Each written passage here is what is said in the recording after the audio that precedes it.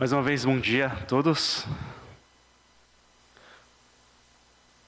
Hoje a gente vai compartilhar com o título A Missão do Messias e o Caminho do Discipulado. Antes de compartilhar, eu gostaria de fazer mais uma oração. Pai querido, muito obrigado, Senhor, pelo privilégio que nós temos de ouvir a Tua Palavra. Usa a vida do Teu servo, que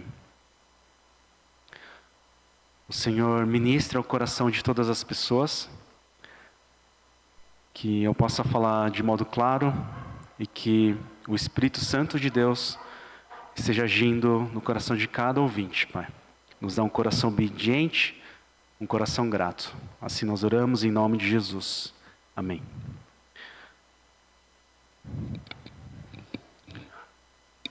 A primeira pergunta que Jesus ele faz aqui, né, quando ele estava com os discípulos, é: quem as multidões dizem que eu sou?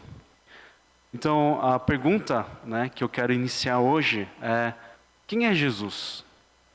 E essa é uma pergunta muito importante.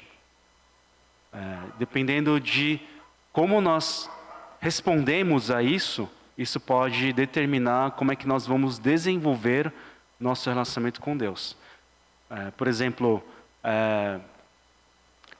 quando eu sou criança, só para dar um exemplo, eu tenho uma imagem do meu pai. Ele pode ser um herói, ele pode ser alguém que é muito severo, que é uma figura de autoridade e que dá os limites, que dá as ordens e obedeço.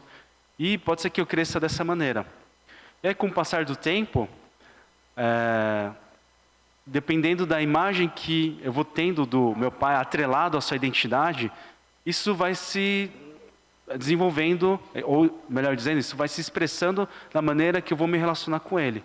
Então, por exemplo, se eu entendo que o meu pai, ele não é uma pessoa tão severa assim, na verdade, ele também tem os seus problemas, ele também tem as suas questões, ele também tem as suas fraquezas, a maneira que eu me relaciono com meu pai pode ser diferente. Para os meus filhos, por exemplo, eu era o homem mais forte do mundo, eu era herói, fazia tudo, era o mais alto, era a referência de tudo. Agora nem tanto, né?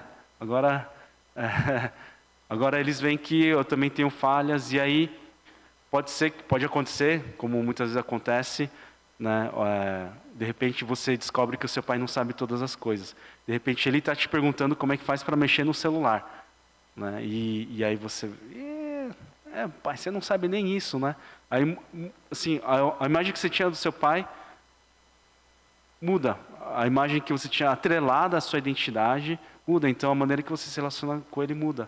De repente, quando você começa a ter a vida adulta, tem que pagar boleto, enfim, eventualmente casa, tem filhos, você começa a entender o lado do seu pai que você não entendia antes. E questionamentos que você tinha... vai mudando. Então, a maneira que você se relaciona, pode ser que agora você veja ele como um amigo, né? Você entende que ele é um amigo. Então, a maneira que você vai falar, o gestual, tudo vai ser diferente. De repente, o desencanto que você tinha, né, do seu pai, né, agora se torna um respeito. Por quê? Você vê que agora que você é adulto, né, você vê que não é tão fácil assim decidir as coisas, aguentar as pressões das coisas, das vidas.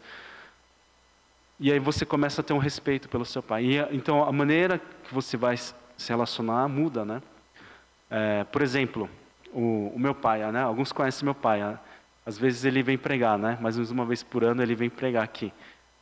A primeira impressão que as pessoas têm do meu pai, do pastor Seong, é que ele é muito severo, assim, né? Ele não sorri muito. Ele é um homem típico do sudeste da Coreia do Sul. Ele é fechadão, caladão, né? Lá do interior, assim, né? Ele não é de muitas palavras. As pessoas têm medo dele, né? Ele quando era jovem, né? Ele fazia judô, tudo mais, tal. Então, o pessoal tem, né? Só que aí depois, quando eles convivem com meu pai, eles veem ele fazendo piada sem graça, né? Eles veem, até que o pastor Seong, ele é fofinho, né? E aí, quando passa um tempo, tem gente que acha meu pai ele muito fofo. Ele acha que meu pai ele é um ursinho, assim, né? Então, eles abraçam e tal, conversam com meu pai. E o meu pai, ele é muito mais receptivo do que aparenta. né? Então, a imagem que as pessoas têm, só dando um exemplo, né? Que tem, por exemplo, atrelada à identidade do meu pai, vai determinando a maneira que vão se desenvolvendo com a pessoa. Então, se antes eles tinham, nossa, é reverendo Seong Son, né?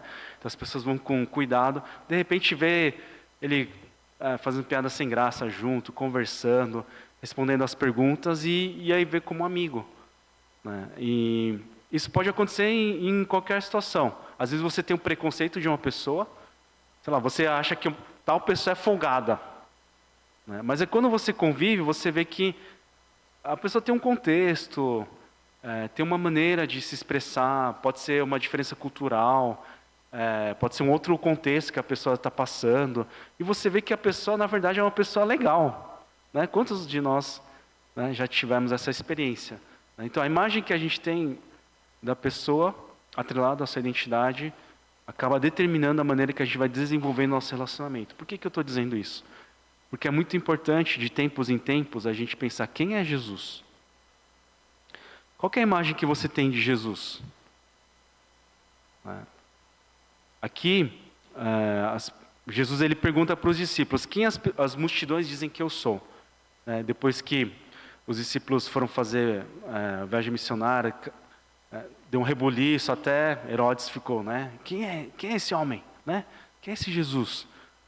E aí eles trouxeram, né, a percepção, o feedback que eles receberam das pessoas, né? E aí tinha pelo menos 3 respostas distintas.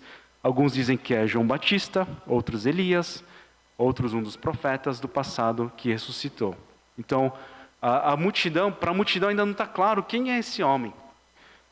Eles têm uma imagem de que Jesus, ele tem pelo menos alguma bênção divina, né, porque opera milagres, porque ensina como quem tem autoridade, não como os escribas, né? Mas eles não sabem exatamente quem é Jesus, né? João Batista já tinha sido decapitado nesse ponto. Eles falam profetas, Elias, né? Eles têm vários tipos de imagem, né? Alguns até, os estudiosos dizem que talvez até alguns já teriam uma noção ou uma percepção de que talvez Jesus fosse o Messias, depois da multiplicação dos pães e dos peixes. Mas aqui não é mencionado, né? Pelo menos na pesquisa que os discípulos fazem, do Barna, né? Que não aparece, né? Do IBGE aqui, mas isso alguns estudiosos até veem como uma conjectura, né? Que as pessoas poderiam ter essa imagem, mas ainda não fica claro para as pessoas, para a multidão, quem é Jesus, né? E aí Jesus ele faz essa pergunta para os discípulos, né? Mais um. Quem vocês dizem que eu sou? Quem vocês dizem que eu sou? E é muito importante a gente entender quem é Jesus. Dependendo a imagem que você tem de Jesus, ou a identidade atrelada a Jesus, a maneira em que a gente vai se relacionar com Jesus vai ser diferente. Então, por exemplo, muito tem se pregado que Jesus ele é Salvador. E é verdade. É bíblico isso. Mas Jesus não é só Salvador.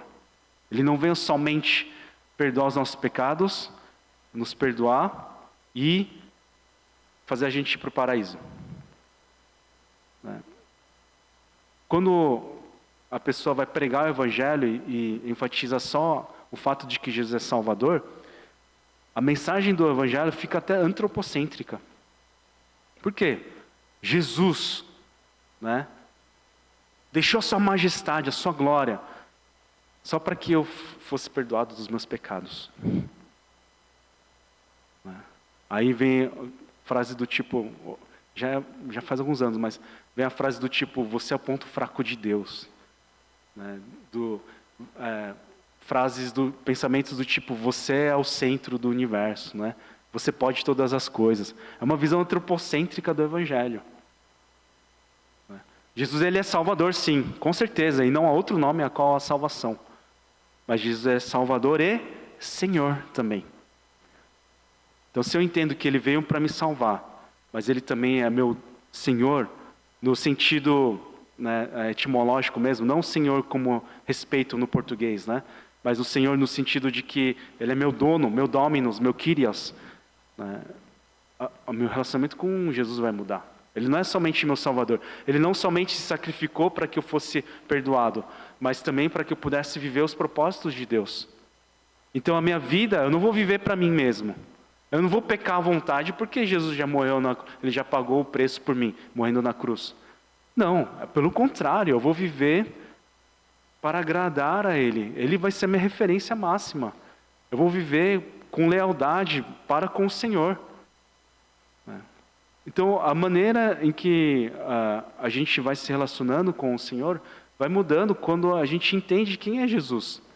Se Jesus, Ele é um grande amigo, por exemplo, né, o Paulo ele desenvolve falando, né, que não há maior amor do que dar sua vida, né, por um amigo, por um justo, né? Mas quando éramos inimigos de Deus, Jesus ele deu a sua vida por nós. Mas se eu entendo, né, que Jesus, né, que é Deus que se fez homem, habitou entre nós, passou por tudo que eu passei, de tentação, de fraqueza, das limitações humanas, mas Ele venceu o mundo, obviamente, Ele não cedeu à tentação, né? Ele era e é santo e permanece santo.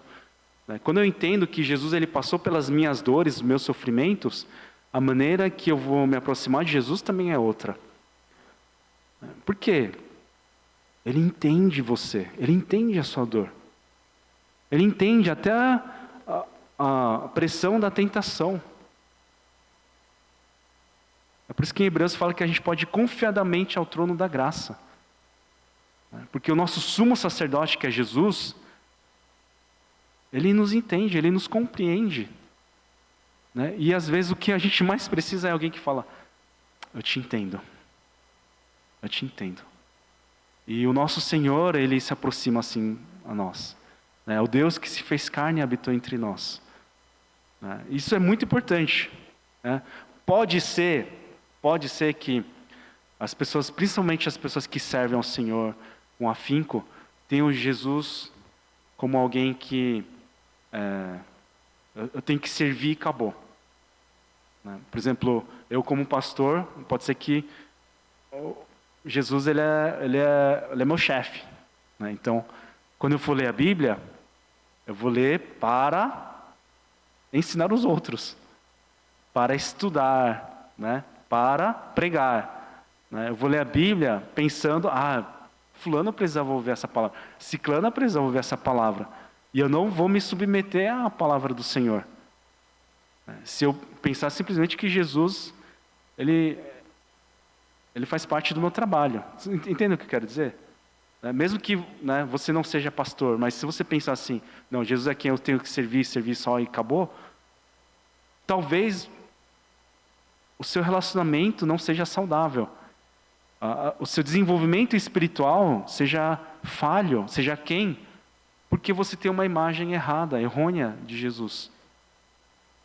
Então a gente precisa se aprofundar no conhecimento do Senhor. A gente precisa compreender quem Ele é e qual que é a sua missão, qual que é o seu propósito. E o que Pedro, né, representando os discípulos, muito provavelmente, ele responde o Cristo de Deus. Ele tira nota 10. Né? Nota 1000 aqui. Ele responde certinho, ele fala, tu és o Cristo, o Filho do Deus vivo, né? Como relatado em Mateus. Eles entendem, até esse ponto, né, do ministério de Jesus, do convívio que eles tiveram com Jesus, eles entendem que Jesus ele é o Messias. Isso não é pouca coisa. Desde Gênesis, né, quando o Senhor disse à mulher, né, depois que eles pecaram, lá em Gênesis 3, né, quando Adão e a mulher pecaram, e quando o Senhor diz, né, que o descendente da mulher feriria a cabeça da serpente com seu calcanhar, né, a gente vê ao longo dos séculos, dos milênios, profetas, homens de Deus, falando do Messias que iria vir. né, queria trazer a redenção de Israel, mas não só de Israel, na verdade de toda a humanidade, né, que iria inaugurar o reino de Deus. Quando se tem essa expectativa, e essa expectativa, essa urgência cresce em tempos de ocupação, de dominação de um outro povo pagão sobre a nação de Israel, sobre a nação de Judá, né? E aí os discípulos dizem: tu és o Cristo, tu és o Messias, tu és o ungido, o Filho do Deus vivo. Isso não é pouca coisa. Isso significa mais do que vir sei lá, se bem que as pessoas não têm tanta expectativa assim, mas é mais do que falar que vem um Neymar da vida para trazer o Hexa, né, ou falar, não, a gente precisa do Romário para trazer o Tetra, o Penta, né? É muito mais do que isso. A expectativa é muito mais latente, é muito mais forte, é muito mais arraigada, né, arraizada, né, no coração dos judeus daquela época. Então, quando eles dizem isso, né, e ainda o Pedro ele diz: tu és o Cristo, o Filho do Deus vivo, ele está admitindo que Jesus tem a natureza de Deus, a mesma natureza de Deus. Então isso não é pouca coisa. E Jesus elogia a resposta de Pedro. Lá em Mateus, ele fala que isso não foi de revelação humana, mas foi revelação do Pai, né? E aqui a gente vê que ele não nega também, né? Porém, entretanto, a gente precisa prestar atenção no que Jesus ele fala logo em seguida, né? Porque, antes de chegar lá, a gente viu Jesus perguntando: o que a multidão diz que eu sou? E aí a gente vê que as pessoas veem que Jesus ele é uma divindade, que ele é abençoado, ele claramente tem a bênção de Deus, mas eles não sabem se é João Batista, se é o Elias, se é alguns dos profetas. Então eles não conseguem rotular Jesus. Eles não conseguem colocar Jesus numa determinada caixa. E é o que muitas vezes as pessoas tentam fazer, né? Rotular, né? Colocar em departamentos, em caixas, mas Jesus não cabe em nenhuma dessas caixas. E aí vem os discípulos, desculpa, que respondem corretamente, mas o que Jesus ele revela em seguida também é completamente disruptivo, ou completamente revolucionário. O que Jesus ele diz? O Filho do Homem tem que sofrer muitas coisas e ser rejeitado pelos anciãos, pelos chefes dos sacerdotes, pelos mestres da lei, ser morto e ressuscitar no terceiro dia. Isso vem como uma pancada na cabeça dos discípulos. Quando ele diz o Filho do Homem, ele está fazendo uma referência direta a Daniel, o profeta Daniel, que falava do Filho do Homem. E o que Jesus está dizendo? Que o Messias, que o Filho do Homem, tem que sofrer.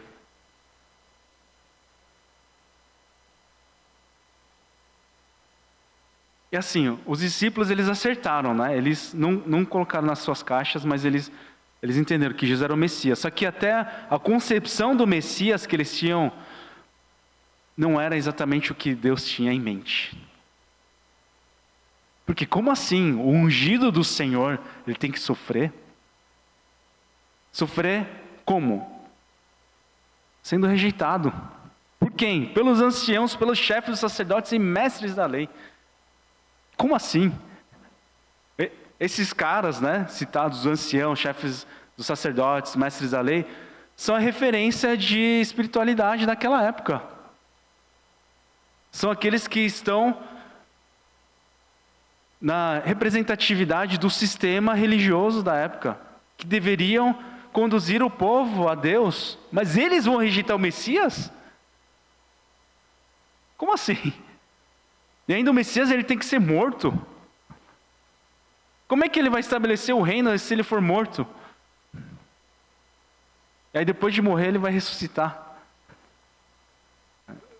Assim, Jesus ele já tinha ressuscitado, né? Ele já tinha operado esse milagre até então, mas assim, é tudo muito fora assim, do que se imaginaria, muito fora do senso comum. Muito fora, muito além do senso comum.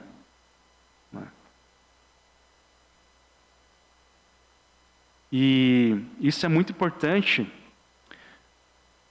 porque Jesus ele está revelando o que vai acontecer.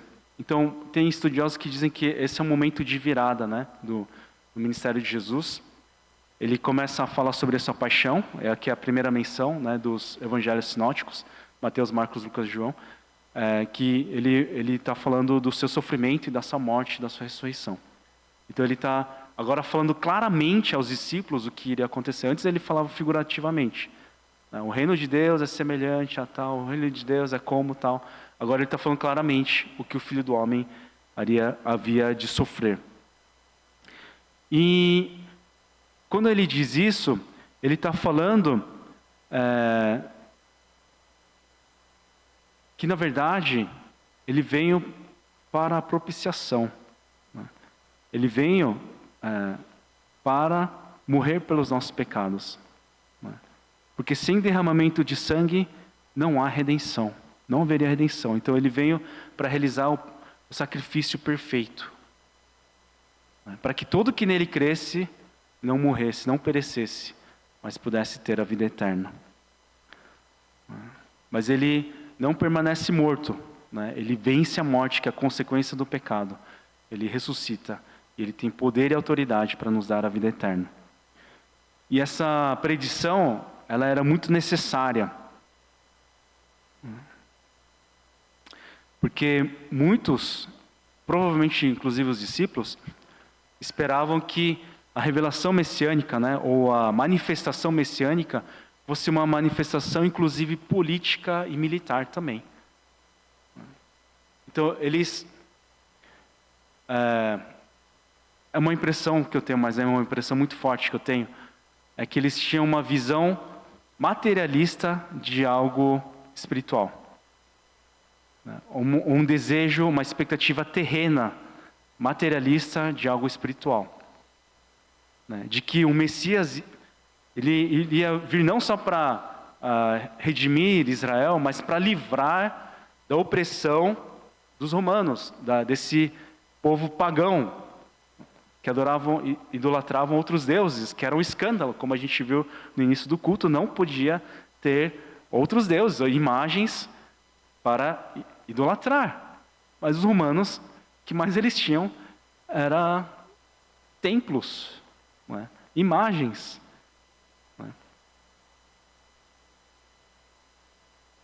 Então, os judeus eles tinham essa expectativa, mas Jesus ele estava dizendo não.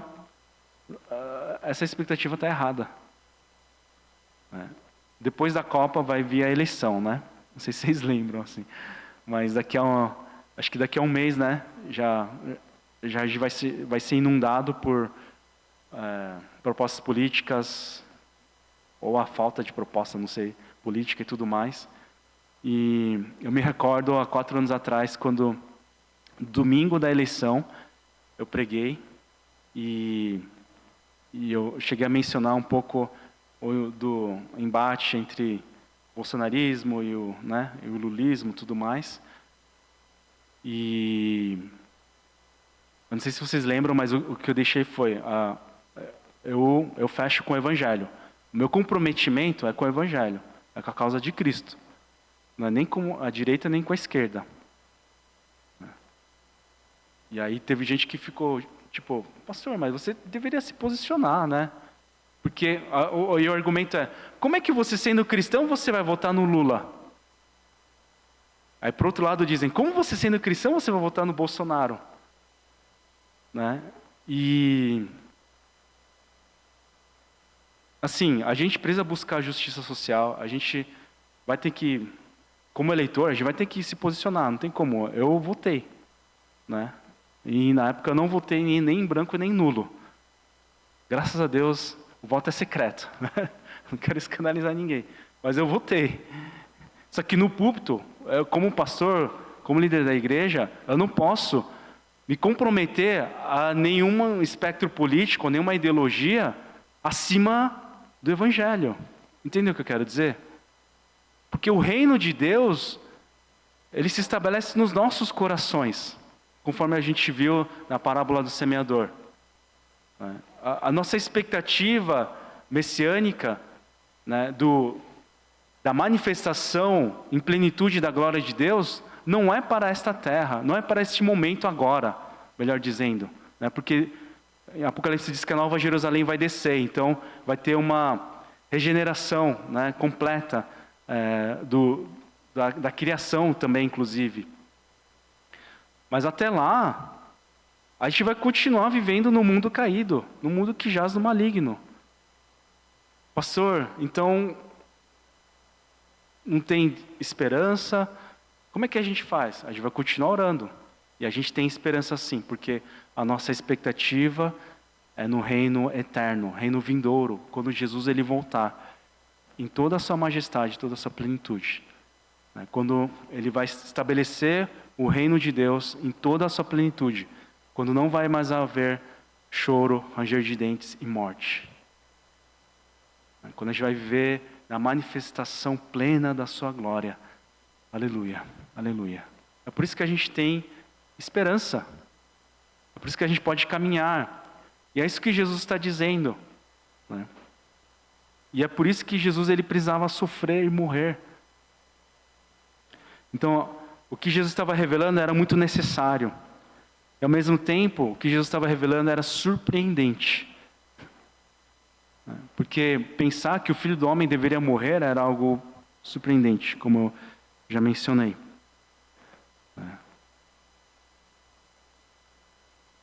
Então Jesus ele se entrega, não é porque ele vai ser perseguido, porque os chefes dos sacerdotes, mestres da lei, os anciãos vão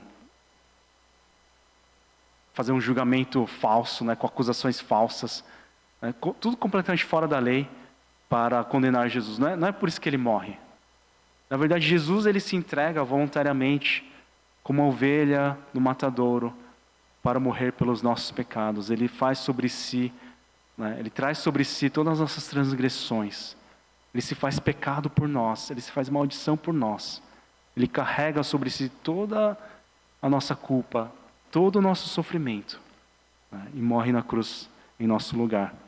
Mas depois ele ressuscita, ele vence a morte.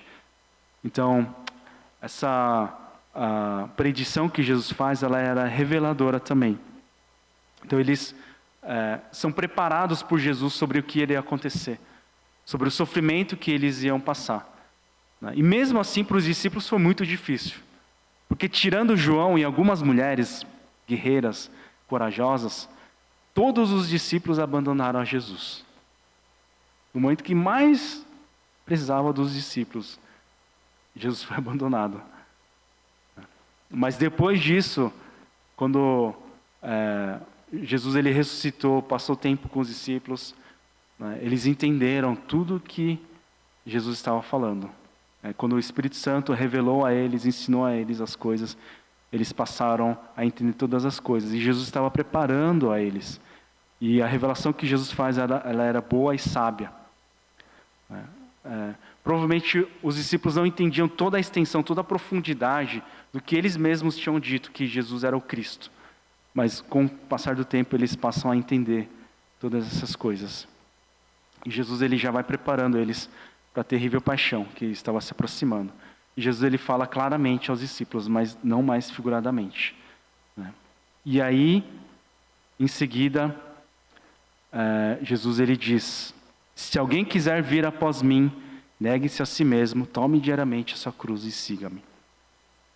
Então, primeiro, a gente tem que entender quem é Jesus, se aprofundar nesse relacionamento, entender qual que é o propósito de Jesus quando ele veio aqui na Terra, o que Jesus ele quer, né? E, em terceiro, a gente precisa entender qual que é o caminho daqueles que seguem a Jesus devem trilhar, que é o caminho do discipulado, né? O caminho do discípulo, né? Então Jesus ele diz, né, aqueles que desejam vir até Jesus, né, se alguém quiser vir após mim, negue-se a si mesmo, tome diariamente a sua cruz e siga-me.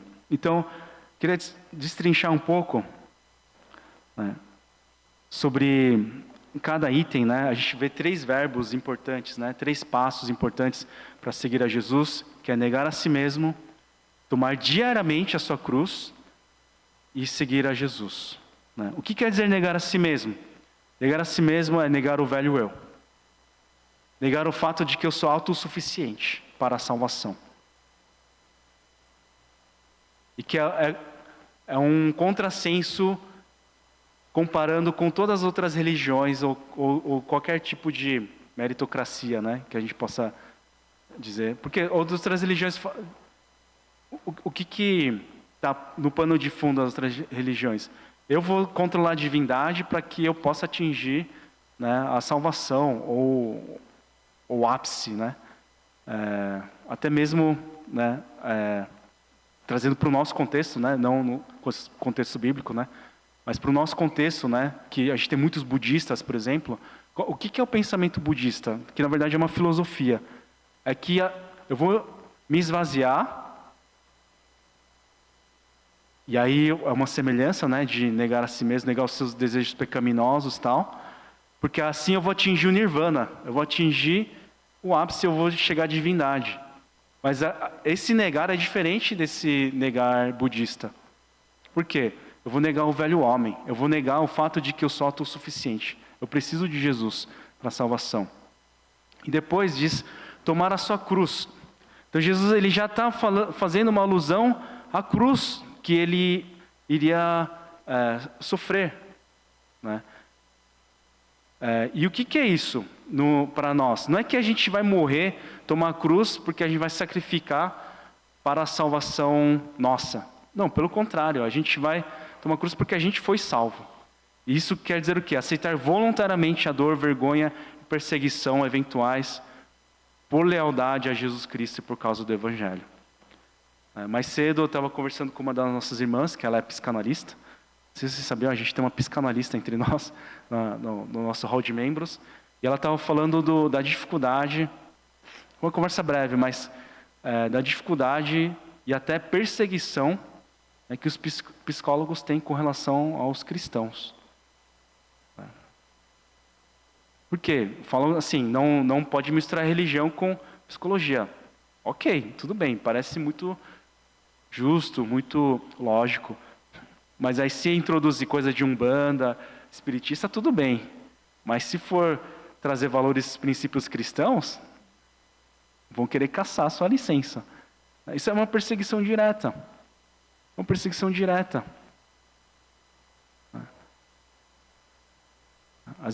Eu sei que assim, não tem muitas pessoas que acessam o nosso canal, né? Mas às vezes eu fico pensando, e se vier algum processo contra a igreja ou contra a minha pessoa, porque eu estou pregando a palavra de Deus? Isso pode acontecer. Isso acontece já com algumas pessoas. Já aconteceu com as pessoas aqui no Brasil.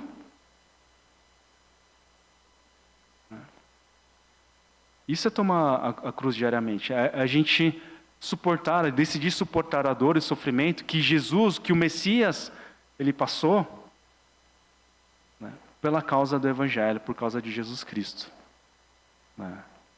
Então, a maneira, por exemplo, que eu vou tratar a minha agenda, né, no dia a dia, vai ser por lealdade ao Senhor.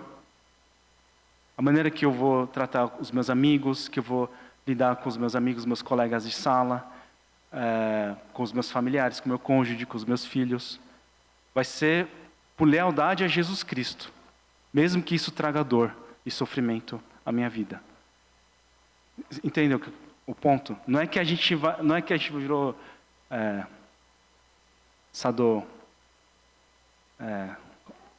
não lembro se é Mado ou Sado que sofre, né? Que gosta, que vai atrás do sofrimento. Não é isso. Eu não gosto de sofrer, ninguém gosta. Mas se for por causa de Jesus, eu vou me submeter a isso. Voluntariamente. Voluntariamente. Isso quer dizer tomar a sua cruz. Né? A Carol, ela comentou, né, do evento que teve ontem. Eu agradeço muito a todos os irmãos, apesar de que vocês não fizeram para mim, né? Então, mas eu só queria expressar sentimento de gratidão. Eu sei que todos fizeram por Jesus, para Jesus. Né? E foi um evento maravilhoso, assim. Não foi um evento pequeno, mas ao mesmo tempo foram adições ou contribuições singelas e pequenas de cada irmão, cada irmão e cada irmã que ajudaram a preparar as comidas. Né? O presbítero Vivi estava comentando que teve gente que ficou até madrugada fazendo as comidas, teve gente que ficou embalando as coisas.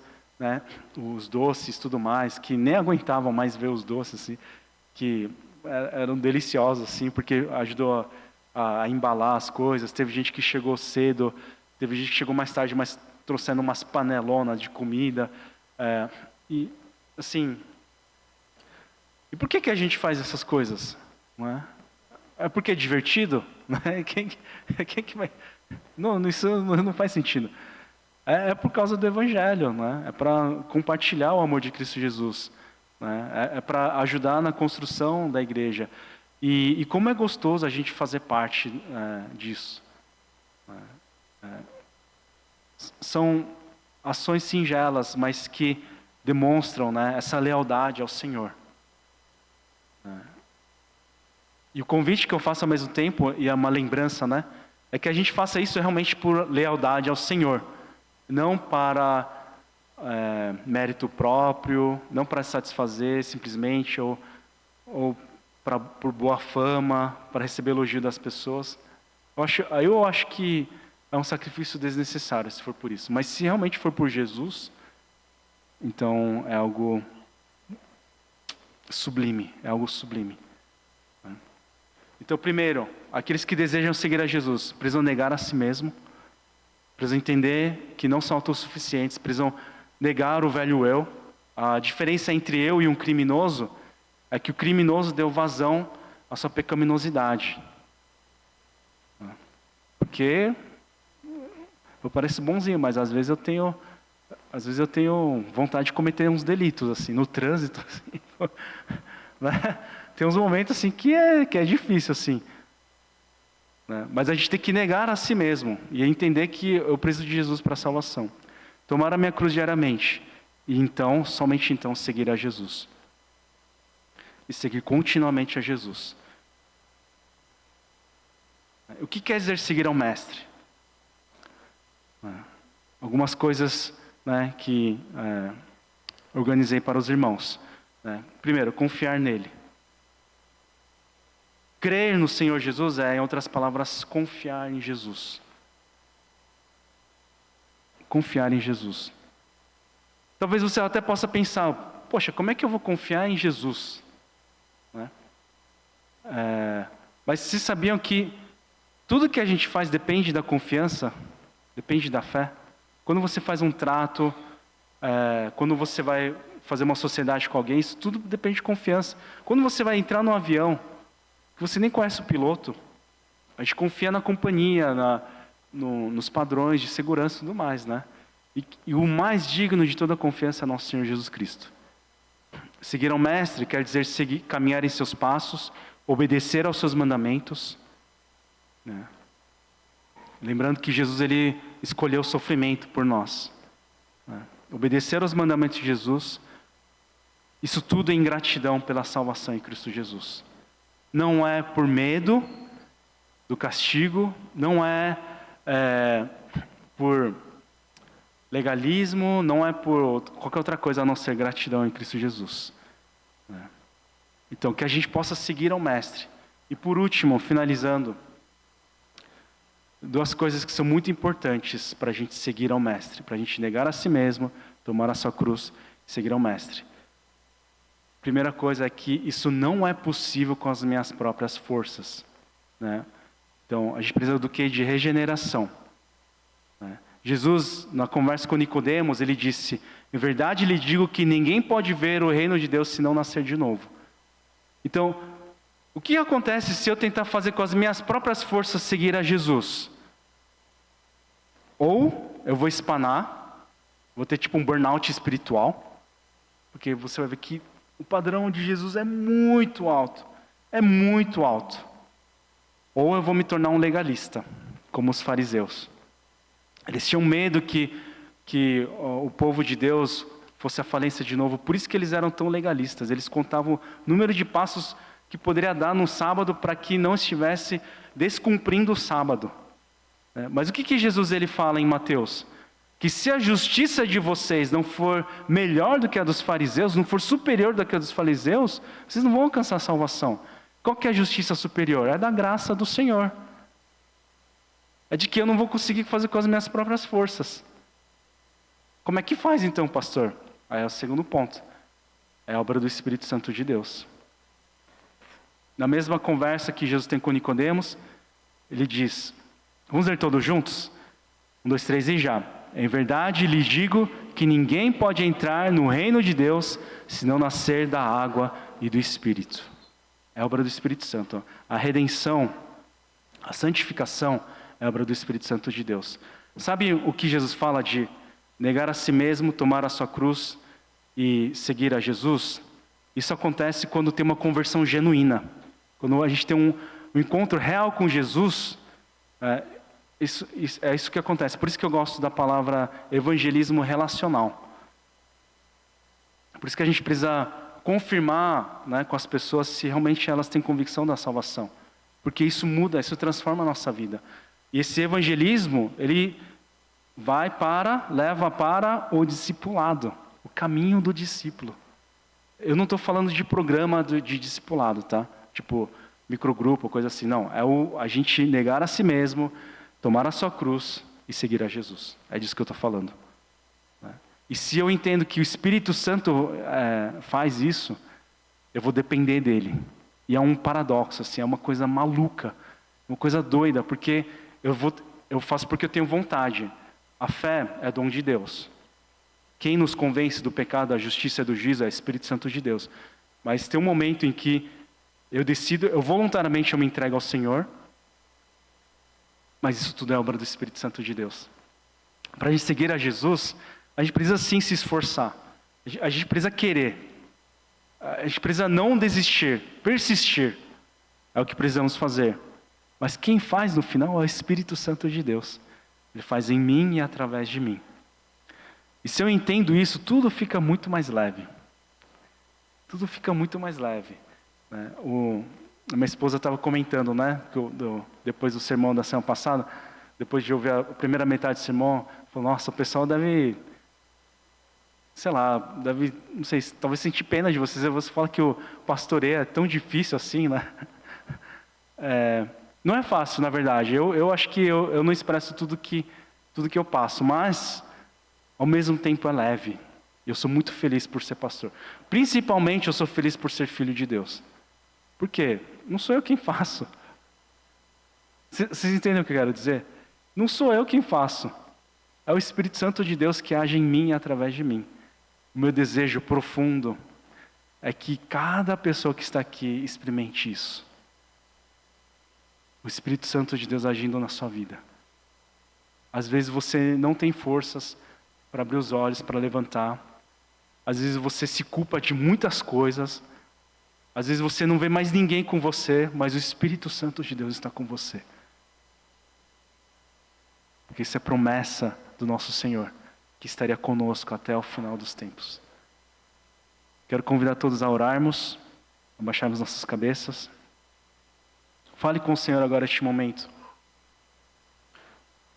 Renove o seu compromisso com o Senhor. Diga, Senhor, eis-me aqui, Cristo de Deus, o Filho do Deus vivo. Eis-me aqui, meu Mestre.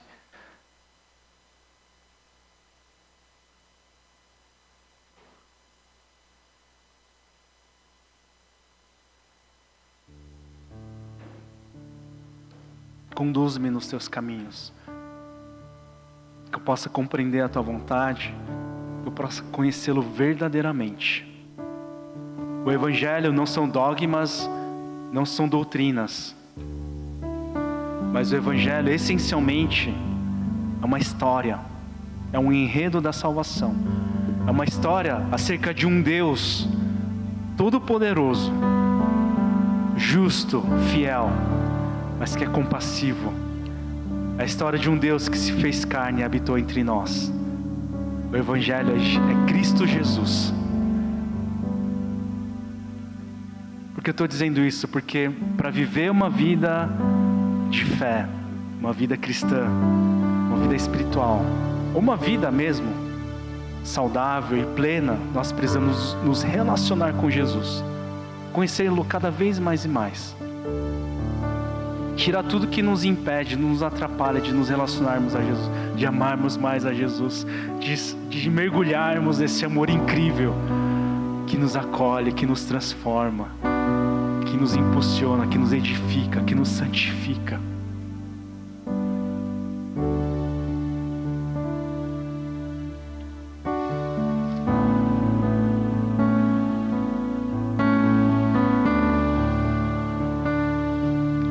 Pai querido, mais uma vez, curvamos nossas cabeças diante do Senhor. Declaramos que Tu és o nosso Mestre, o nosso Senhor e Salvador.